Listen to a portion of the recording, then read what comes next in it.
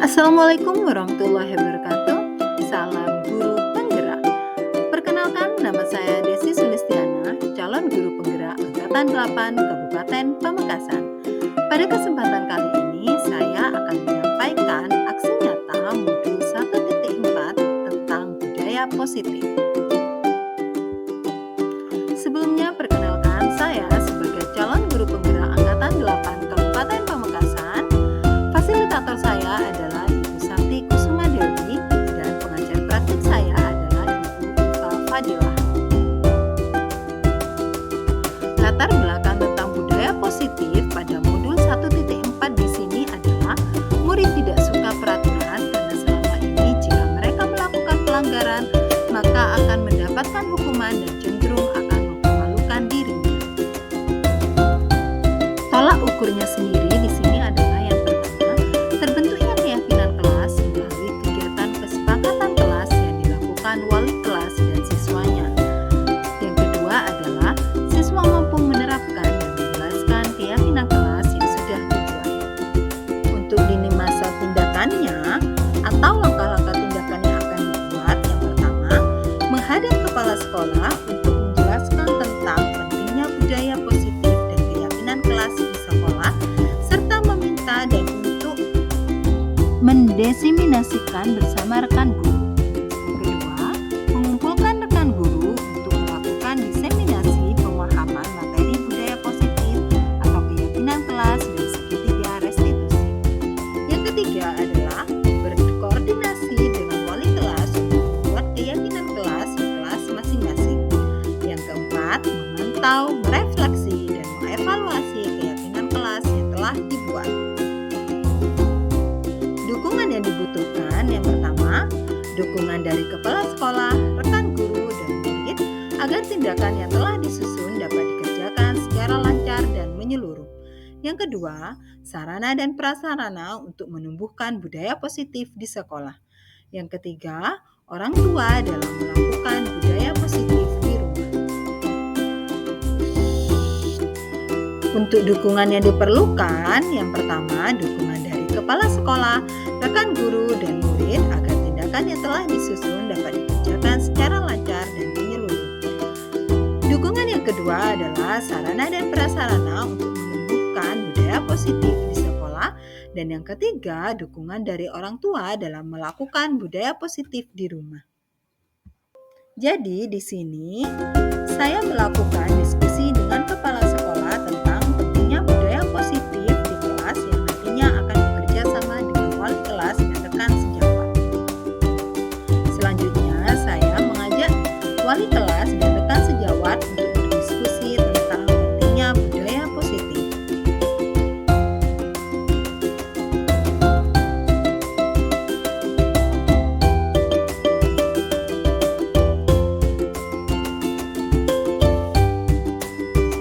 Saya CGP Angkatan 8 Kabupaten Pamekasan. Pada kali ini saya akan membahas tentang budaya positif di sekolah. Yang mana di situ kita awali dengan konsep inti apa sebenarnya di situ budaya positif. Di mana dalam hal budaya positif ini yang menjadi hal-hal yang terpenting yaitu yang pertama adalah khususnya di sekolah perubahan paradigma belajar ke arah yang lebih baik, kemudian disiplin positif, nilai-nilai kebajikan, kemudian kebutuhan dasar manusia, motivasi perilaku manusia, posisi kontrol guru, keyakinan kelas, dan yang terakhir yang akan menjadi poin khusus dalam pembahasan kali ini yaitu adalah segitiga restitusi. Next.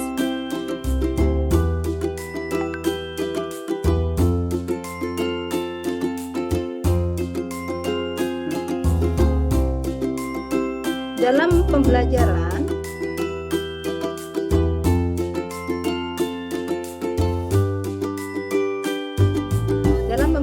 dengan paradigma baru, di mana di sini pembelajaran merupakan yang dirancang, yaitu suatu pembelajaran yang dirancang berdasarkan prinsip pembelajaran berdiferensiasi, sehingga para peserta didik belajar sesuai dengan kebutuhannya berdasarkan tahap perkembangan sesuai teori psikologi yang ada, di mana kita ketahui dalam pembelajaran berdiferensiasi di situ kita menyesuaikan terhadap kebutuhan siswa.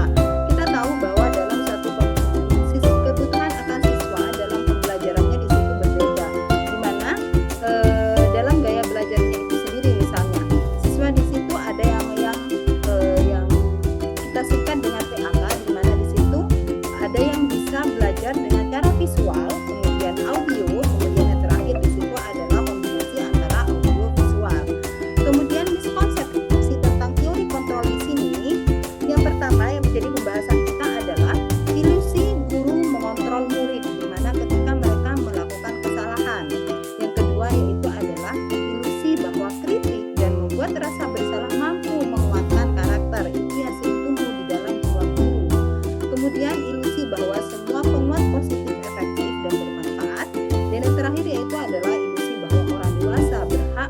memaksa.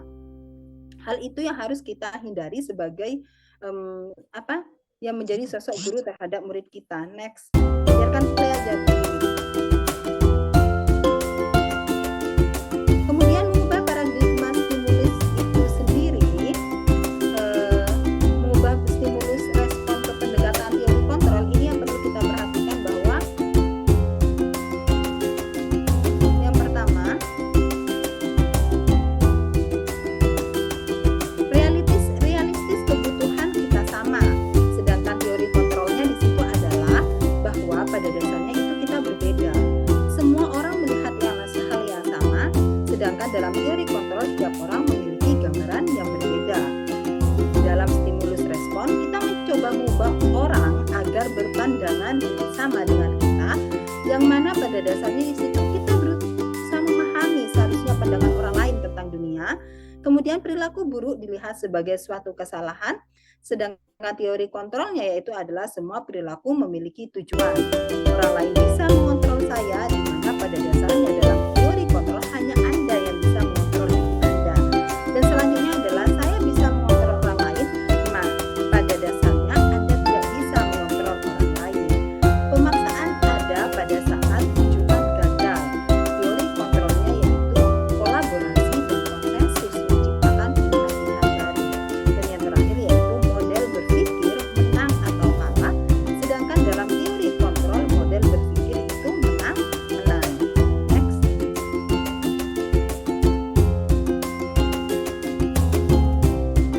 Disiplin positif itu sendiri yang menjadi poin pembahasan kita. Disiplin berasal dari kata disiplina yang artinya adalah belajar. Disiplin mengacu pada disiplin yang memiliki tanggung jawab terhadap apa yang dilakukannya berdasarkan nilai-nilai yang diyakini.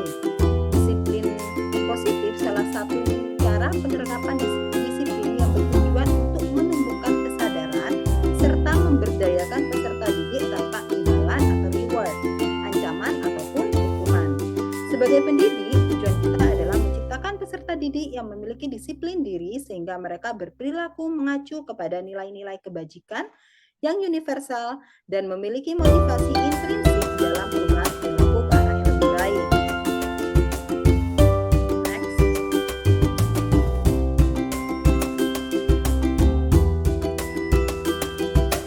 Nilai-nilai kebajikan itu sendiri nilai yang disepakati bersama, lepas dari suku bangsa, agama, bahasa maupun latar belakangnya.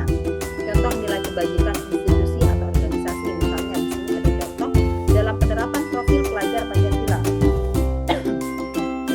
Misalnya beriman dan bertakwa kepada Tuhan Yang Maha Esa dan berakhlak mulia, berkebinekaan global, gotong royong, mandiri, kreatif, dan beneran kritis. Ini harus menjadi dasar sekarang dalam disiplin positif di dalam sekolah sekarang. Kemudian yang kedua yaitu adalah IBU, Primary Years Program atau PYP, yaitu dalam bentuk toleransi, rasa hormat, integritas, mandiri, menghargai, antusias, empati, keingintahuan, kreativitas, kerjasama, percaya diri, dan komitmen. Sedangkan yang terakhir yaitu adalah keterampilan hidup atau life skill. Misalnya di sini adalah bentuk nilai-nilai kebajikannya dapat dipercaya, lurus hati, pendengar yang aktif, tidak merendahkan orang lain, dan memberikan yang terbaik dari diri kita. Next. Sedangkan kebutuhan dasar manusia pada dasarnya segala sesuatu yang kita lakukan untuk mendapatkan apa yang kita inginkan.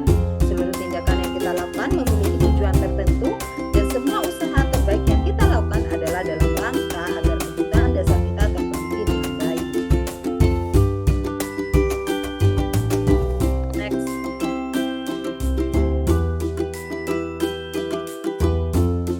Lima kebutuhan dasar manusia ini yang menjadi dasarnya. Yang pertama, bertahan hidup berupa makanan, pakaian, tempat tinggal, keamanan, kesehatan. Sedangkan kasih sayang dan rasa terima misalnya adalah rasa diterima, dipedulikan, berbagi, kerjasama, menjadi bagian dalam kelompok. Kemudian penguasaan berupa harga diri, keinginan untuk dianggap, Memimpin, berprestasi, diakui, dan didengar. Sedangkan kebebasan berupa mandiri, memiliki pilihan, mencoba hal baru, mampu mengendalikan arah dirinya. Kemudian di situ adalah berupa kesenangan, yaitu bermain, humor, antusiasme, dan tertawa. Next. Dalam motivasi perilaku manusia terbagi atas dua, yaitu yang pertama adalah motivasi ekstrinsik dan motivasi intrinsik. Contoh dalam motivasi ekstrinsik itu misalnya untuk menghindari ketidaknyamanan atau hukuman. Nah, itu yang biasanya yang sering kita lakukan. Kemudian untuk mendapatkan imbalan atau penghargaan dari orang lain. Sedangkan contoh motivasi intrinsik yaitu adalah untuk menjadi orang yang mereka inginkan dan menghargai diri sendiri dengan nilai-nilai yang mereka percayai. Next.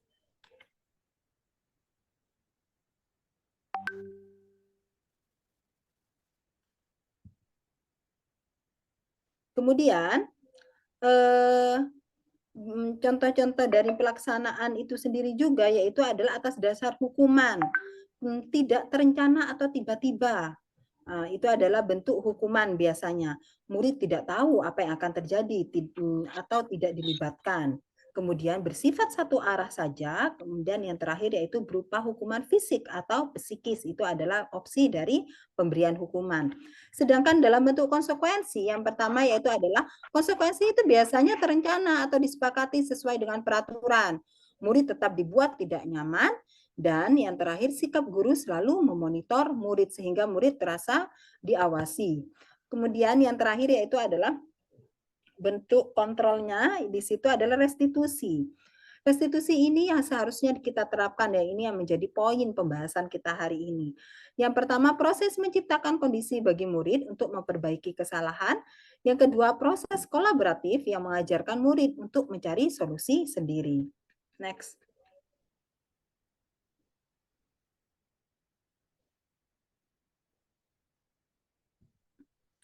5 posisi kontrol guru. Seperti yang pembahasan yang sudah dijelaskan sebelumnya, yang menjadi kontrol-kontrol guru di sini yang pertama adalah sebagai penghukum. Kemudian pembuat merasa bersalah, kemudian di situ menjadi sosok teman, kemudian pemantau, yang terakhir di situ adalah manajer.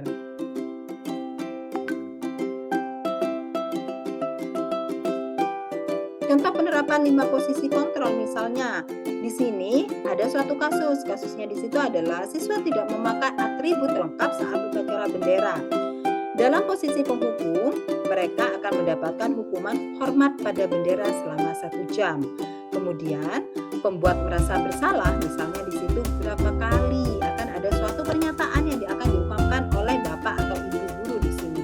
Misalnya, berapa kali ibu atau bapak harus memberitahu kamu selalu saja mengecewakan ibu atau bapak. Itu adalah contoh membuat merasa bersalah. Next.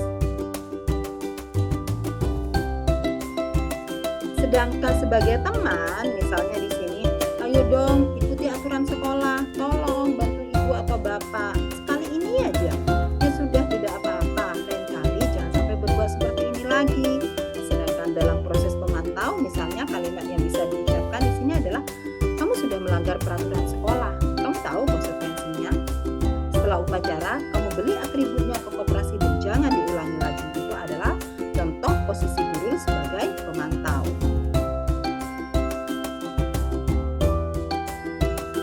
Yang terakhir yaitu adalah posisi manajer. Misalnya, apakah kamu tahu kesalahanmu? Kira-kira bagaimana kamu memperbaiki kesalahanmu? Lah di sini sebagai manajer, guru tidak serta-merta dalam menyalahkan siswa, tetapi mengembalikan apa yang sudah mereka lakukan terhadap siswa itu sendiri. Next.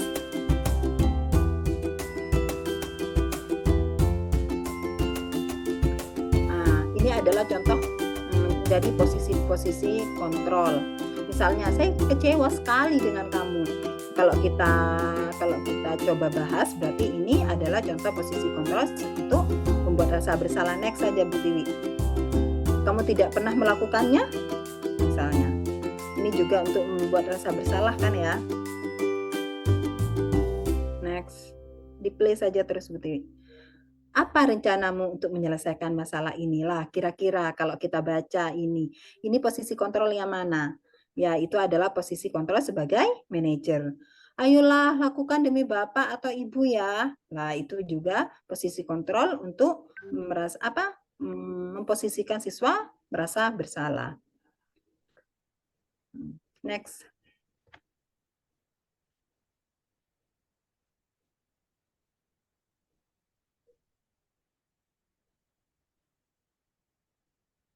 Play Bu Tiwi.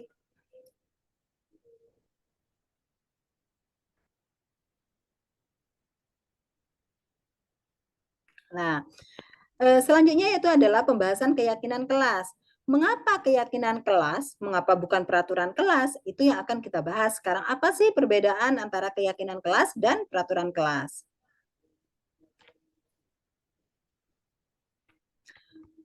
Kalau kita coba bahas, pembentukan keyakinan kelas itu seperti ini.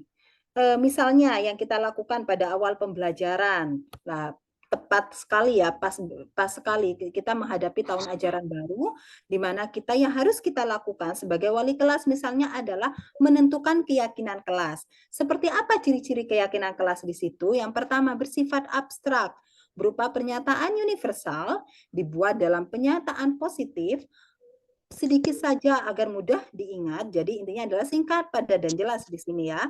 Kemudian di situ adalah sesuai dengan kondisi kelas dan sekolah sehingga mudah diterapkan. Semua warga sekolah atau warga kelas dilibatkan dalam buat keyakinan kelas. Nah, di sini siswa akan terlibat, mereka akan mengutarakan, kita bisa memberikan mereka post-it, kemudian apa yang mereka inginkan di dalam keyakinan kelas yang bisa diterapkan bersama dan dipatuhi bersama.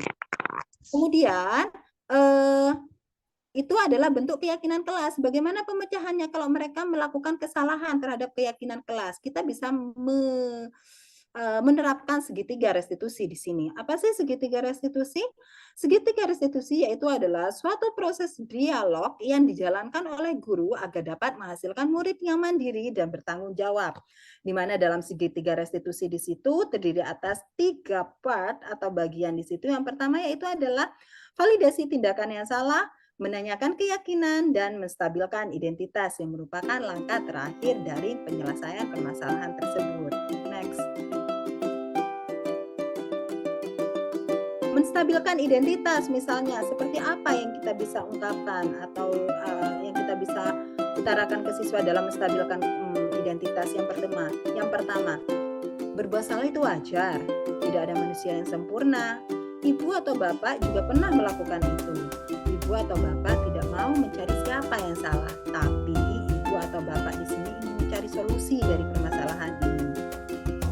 Kamu berhak merasa seperti itu. Itu adalah contoh-contoh kalimat dalam menstabilkan identitas. Next.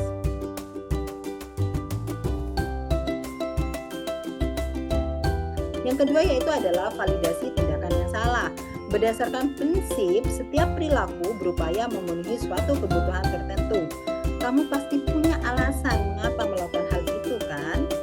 Padahal kamu bisa melakukan yang lebih baik dari ini ya. Tapi kenapa harus melakukan hal ini? Kamu patut bangga karena telah melindungi sesuatu yang penting buatmu. Dan contoh yang terakhir misalnya adalah kamu melakukannya karena mempertahankan sesuatu yang penting bagimu kan?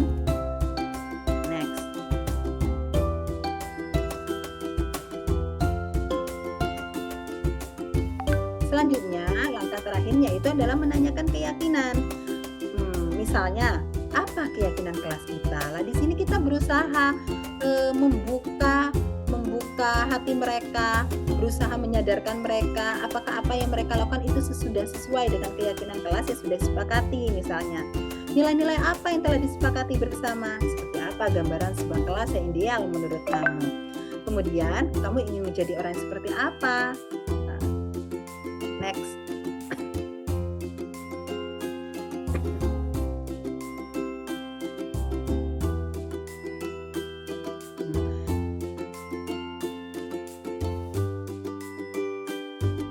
Ini adalah contoh pengaplikasian dari penerapan segitiga restitusi.